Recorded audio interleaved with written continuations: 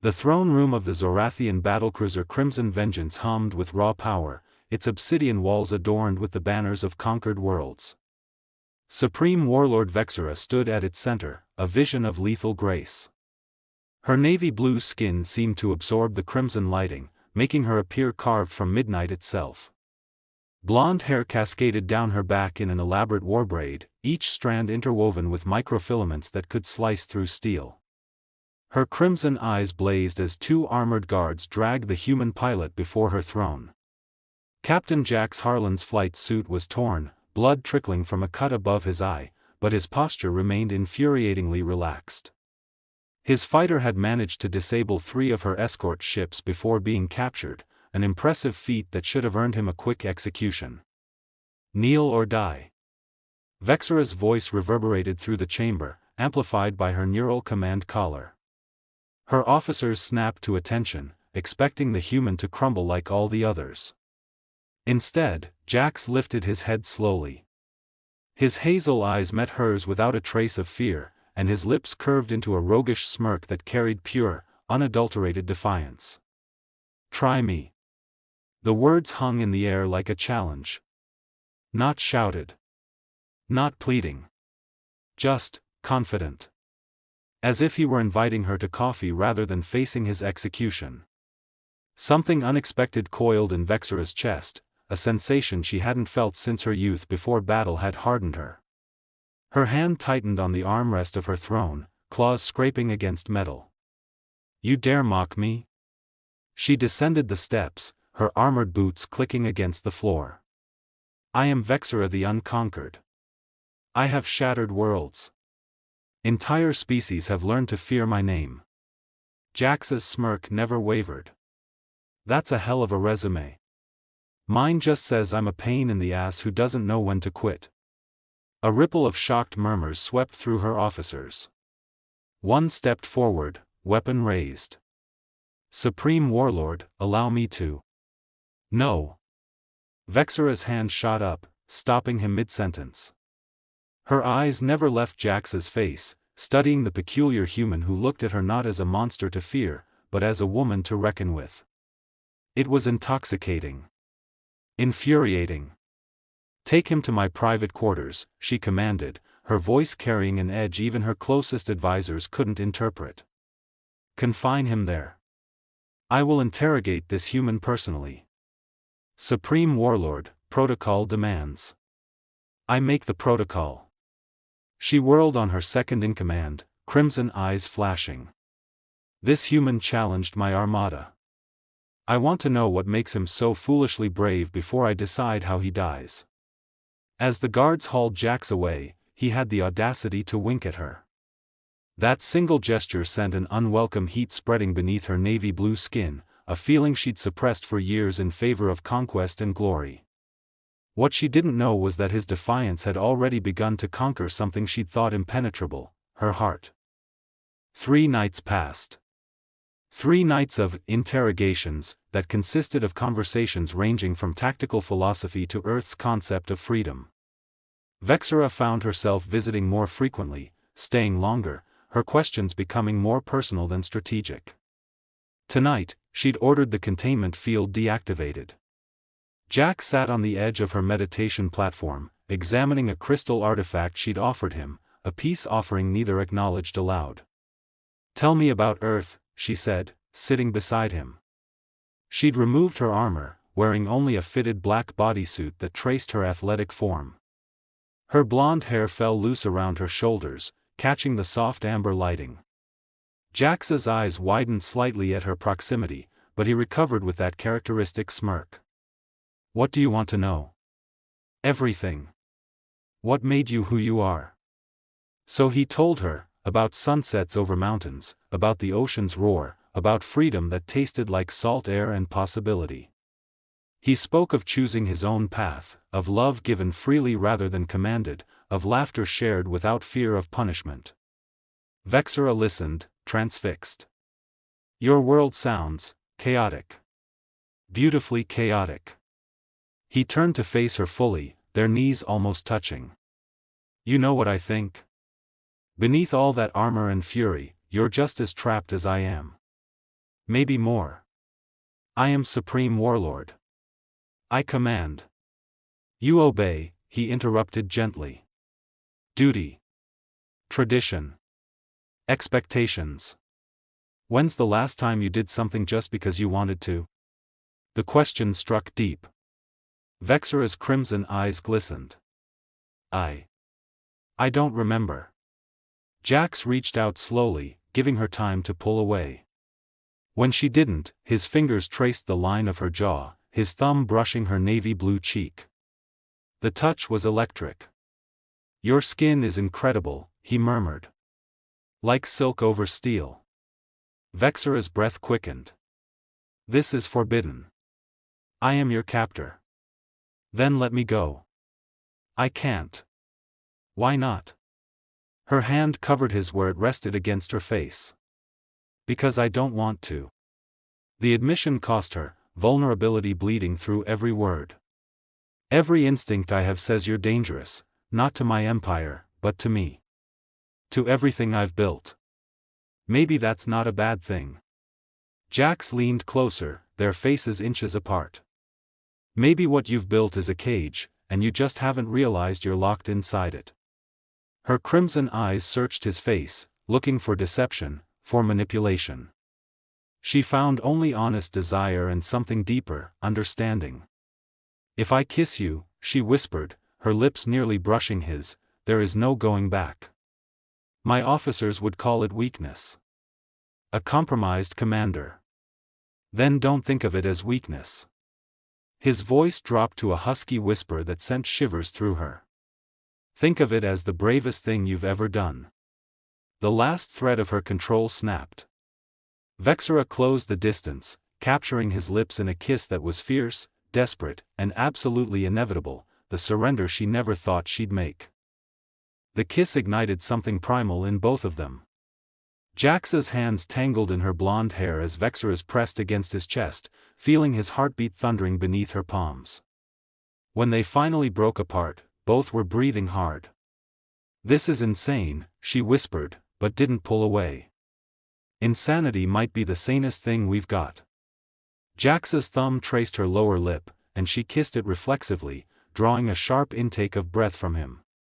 They spent the night talking, touching, exploring this forbidden connection. Vexera shared secrets she'd never told anyone, the loneliness of command, the weight of conquest, the dreams she'd abandoned. Jax held her, his arms strong and reassuring, offering comfort she hadn't known she desperately needed. What happens now? She asked as false dawn lit her quarters, her head resting on his chest. That's up to you. His fingers drew lazy patterns on her shoulder. You're the Supreme Warlord. Before she could answer, alarms shrieked through the ship. Vexera bolted upright, instantly battle-ready.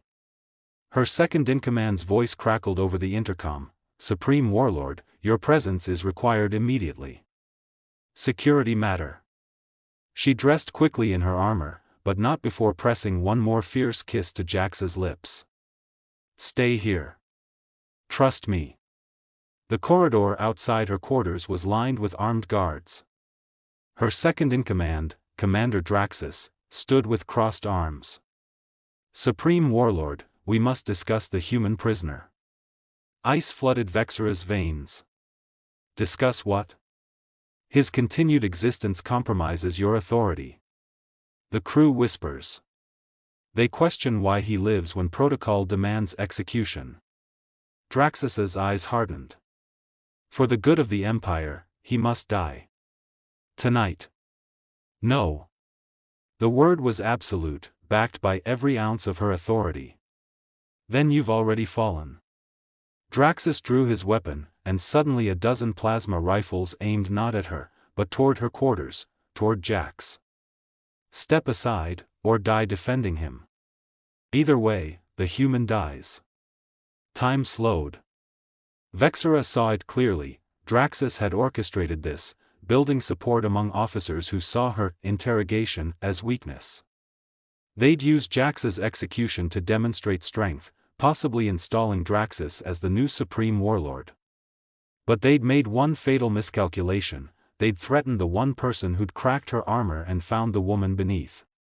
You want to know what true power looks like?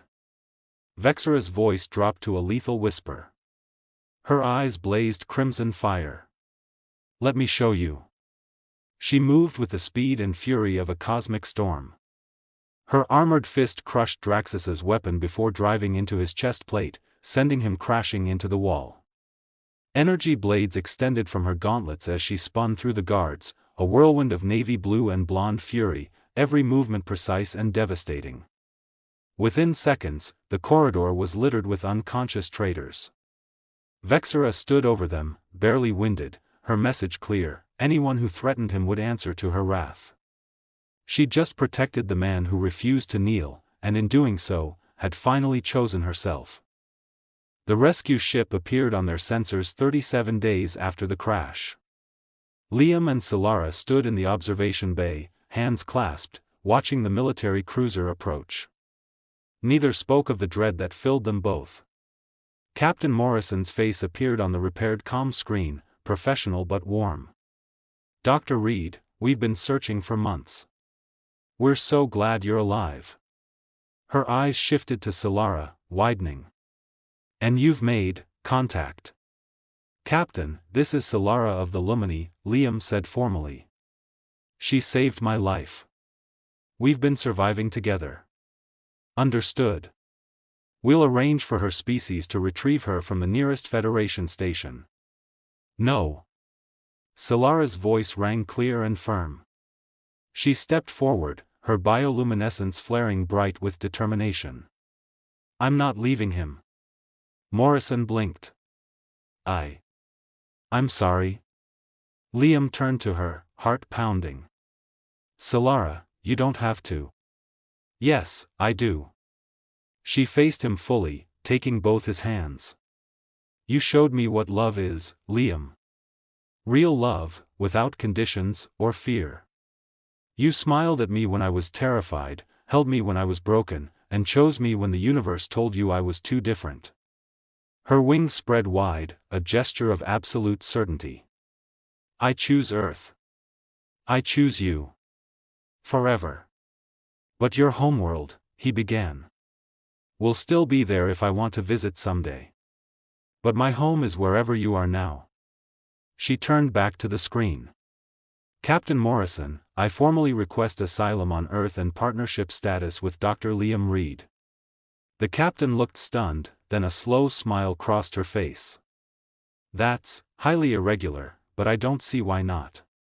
We'll need to process the proper documentation, but, welcome to Earth, Solara. The following hours passed in a blur of medical scans, interviews, and bureaucratic processing. Through it all, Liam and Solara remained inseparable. When officials questioned her decision, she simply glowed brighter and said, "Have you ever met someone who sees you, truly sees you, and loves you anyway? That's worth more than any world." Months later, in a small apartment in New Seattle overlooking the Pacific, Solara stood on their balcony watching the sunset.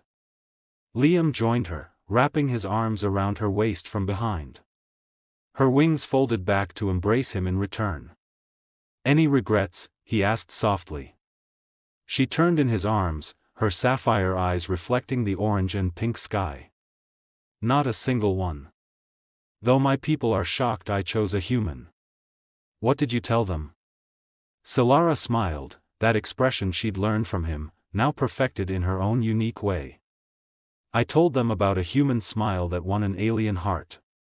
About kindness stronger than biology. About love that transcends species. She kissed him softly. I told them you're my Velsora, and that's all the explanation they need. As the Earth sun set behind them, two impossible beings held each other close, proof that one genuine smile really could change everything. The end. Jax appeared in the doorway, eyes wide at the carnage. Holy hell. Remind me never to piss you off. Despite everything, Vexera laughed, a genuine, unguarded sound she barely recognized. Too late. You've already done far worse. Yeah? What's that? Made me feel. She crossed to him in 2 strides, cupping his face in her hands. Made me choose. Alarms continued blaring. More loyalists to Draxus would come. The entire ship was compromised. We need to leave, Jax said urgently. Your shuttle bay, can you get us there? Us? She searched his eyes. You don't think I'm leaving without the woman who just obliterated a dozen armed guards to protect me, do you? His smirk returned, but his eyes held something deeper. Besides, someone needs to show you what Earth sunsets look like. They ran through the corridors, Vexera cutting down resistance while Jax navigated using stolen access codes. In the shuttle bay, she commandeered her personal ship, a sleek, deadly vessel built for her alone. As they blasted through the hangar doors, plasma fire erupting around them, Vexera engaged the hyperspace drive. The Crimson Vengeance and its mutinous crew shrank to a point behind them before vanishing entirely. In the sudden silence of hyperspace, she finally allowed herself to breathe. To feel the magnitude of what she'd done. She'd abandoned her empire, her title, everything she'd built. Regrets? Jax asked softly, moving behind her pilot chair. His hands settled on her shoulders, massaging gently. Vexera reached back, pulling him around to face her. She stood, and in her heeled boots nearly matched his height. Only one. His expression faltered. What? That I didn't do this sooner. She kissed him again, this time without hesitation, without barriers. His arms wrapped around her waist as her fingers tangled in his hair. The kiss deepened, becoming something wild and consuming, a celebration of freedom, of choice, of desire finally unleashed. When they broke apart, both were flushed, breathing hard. I love you, Jax whispered against her lips. My beautiful, terrifying warlord. Former warlord, she corrected, then smiled, a real smile that transformed her face entirely. And I love you, my impossible human who never learned to kneel. Where do we go now? He asked, foreheads pressed together. Vexera thought of conquered worlds, of lonely command, of a life lived in armor. Then she thought of his stories, of Earth's wild freedom, of sunsets and oceans, of love given freely. Anywhere, she breathed. Everywhere. Together. As their ship hurtled through hyperspace toward unknown coordinates, the galaxy's most feared warlord claimed her pilot's lips once more in a fierce, passionate kiss. She'd spent years conquering worlds. But tonight, she'd been conquered by something far more powerful than any empire, a love as dangerous and unstoppable as war itself, bound to the one man brave enough to smile and say try me. The end.